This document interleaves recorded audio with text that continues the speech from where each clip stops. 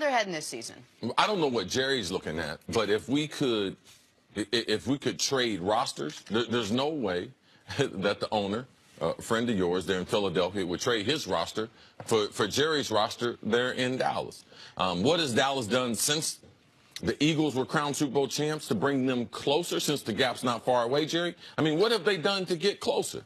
I mean, Philadelphia, to me, is the team that, based on what they've done this offseason, they're the team that hadn't won. They're trying to win. They're trying to get to the mountaintop. They're not acting. Howie Roseman, their general manager, executive of the year in the NFL, in my book and a lot of other books, he's not thinking that they've won. He's thinking, man, how can I get this roster better? And that's what they've been constantly doing since they won Super Bowl 52. So, Jerry, I don't know what Jerry's looking at. They have salary cap restrictions, couldn't have a lot of movement in this free agency. They haven't gotten better since last year's team. Like, unless there's something going on in Dallas that we don't know about, that Dak has looked amazing in the offseason workouts. They've talked about talking to Dez about his role and potential salary reduction. That hadn't happened yet. I mean, he's signed a couple 2 and 3 receivers as far as that's their role. There are 2 and a 3. So I see a tremendous gap between the Dallas Cowboys and the Philadelphia Eagles and some other teams in the NFC. Yeah, right. And the NFL free agency in 2018 is not like Major League Baseball free agency was in 2018, where a lot of really good players are still available a month into free agency, even if they do get Dez to take a salary reduction. What are you doing with that money? Like, it's not as if there's, like, these great players that, oh, when Dez takes a $6 million pay cut, we'll go get that. I mean, I just did a back-of-the-napkin thing here. The only position group that I think you hands down would rather have what Dallas has than what Philly has is running back. And that's because of Ezekiel Elliott. Like, I think Zeke is such a special player, even though Jay Ajayi and what they've done in Philadelphia at that position, I respect it. But Zeke's a special player. I can't even say I would hands down rather have the Cowboys' offensive line. And here's why. We saw one injury on the Cowboys' offensive line when Tyron Smith is out. All of a sudden, the entire offensive line plays worse. Jason Peters went out. The Eagles were fine. Like, also, I like Jason. The Eagles have, like, 2 left tackles. Right. I like Jason Kelsey at center. I like Brandon Brooks at guard. I love Lane Johnson at right tackle. And so even if you want to say, well, still the Cowboys have a better offensive line, but everything else, quarterback Philly, wide receivers Philly, tight end, backup quarterback Philly, tight end, no question Philly, defensive line, by a wide margin, Philly. Linebackers relatively close, but given Sean Lee's health concerns, Philly. Defensive backs, especially since they added Darryl Worley, Philly. Like, how about this? Coaching and schematics, Philly. And it's not even like Dallas didn't do anything. The Eagles did do things. The Eagles came off the Super Bowl and shored up their team, actually went out and kept working and tried to add pieces to their team when Dallas really hasn't, and the pool is obviously dwindling. Right. If there's some question marks, you've been like, okay, what has happened? Okay, let's go to Philadelphia. Full disclosure, let's go Frank Wright. He left to be the head coach. Filippo left, the quarterback coach. He left to be the offensive coordinator in Minnesota. There have some...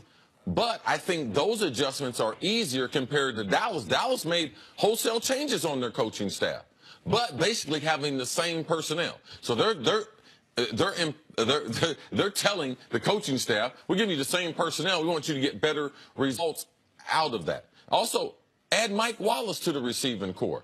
You know, I think the receiving corps, I think Mike Wallace is a better receiver than Torrey Smith. So I think their receiving corps has a chance to be a lot better. The D-line additions. How many players that Philly added would have been the best player Dallas added this offseason? Think about it like that. Philly's coming off the Super Bowl, the 13 wins. They were already well ahead of Dallas. Mike Wallace would have been Dallas's best free agent acquisition. Michael Bennett would have been Dallas's best free agent acquisition. Yes. I believe, and you traded for Michael Bennett, I get that. Haloti Ngata would have been in the argument for Dallas's best offseason acquisition. I mentioned Darryl Worley earlier. Like, when Dallas's big star free agent they bring in is Allen Hurns. Like, and I like Allen Hurns as a player, actually. I think he's going to be better than he was in Jacksonville, but that gives you an idea. And don't forget the signing of Chris Long for 1 more year. Look at the veteran leadership, the championship experience, the wealth of knowledge that they have. I mean, what's not a plan for at this point? Championships. I mean, everyone else in Philadelphia, there seems to be one common goal. It's amazing how you see the respect level. When people start talking about you in the off season, you know, that's out of respect. So it's nice. I'm for the people in Philadelphia that Dallas in the offseason, they will continue to be talking about them. It's hard to say, well, the Eagles are going to repeat. They have what they had plus more. But so put that aside. Does it feel like another 9-7 season for the Cowboys? I know you have Zeke back now for those 6 games you lost him, but is that, looking at this roster, is that what it feels like to you? Listen, I think it is. If you were to tell me they're either going 9-7 or 13-3, I think they're closer to the 9-7 team than a 13-3 team. But I think the point that you both made early on is Dallas. I respect the idea that Dallas is concerned with Philly, much like the Rockets early in the year. Daryl Morey, what did he say? We're obsessed with Golden State. Like, you put a target on the back of the best team, the champion. But Daryl Morey also had the resources to go out. Yeah, I'm obsessed, but I'm also getting better. Go out and do something about it. Yeah. Yes. But when you realize, like, there's 5 teams in the NFC right now that I believe are clearly in a better position than Dallas. Philly, Minnesota, the Saints, the Rams, and I'm going to include Green Bay. Because once you get Aaron Rodgers back, like, we've seen what they do. And then, here's the group Dallas is in to me. With Carolina, with Atlanta, maybe San Francisco, but so throw San Francisco out. Carolina, Atlanta, Dallas.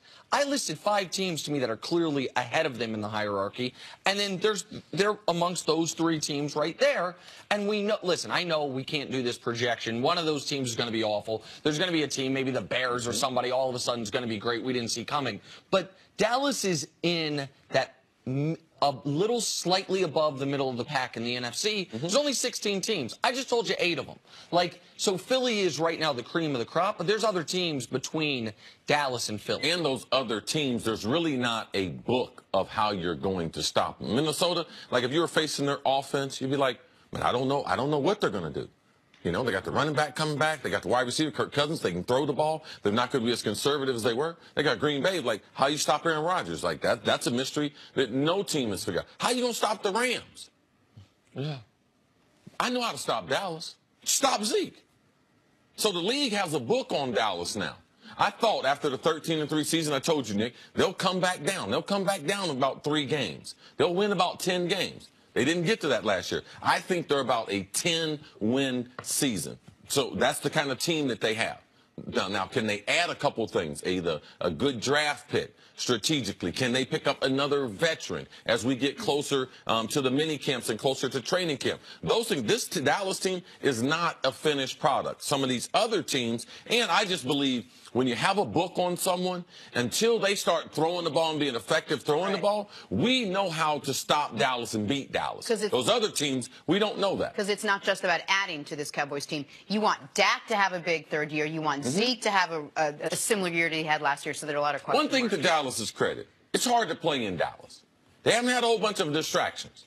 They haven't had the noise around the team that they've had maybe the last year, year and a half. So that right there might be worth something. That's worth watching.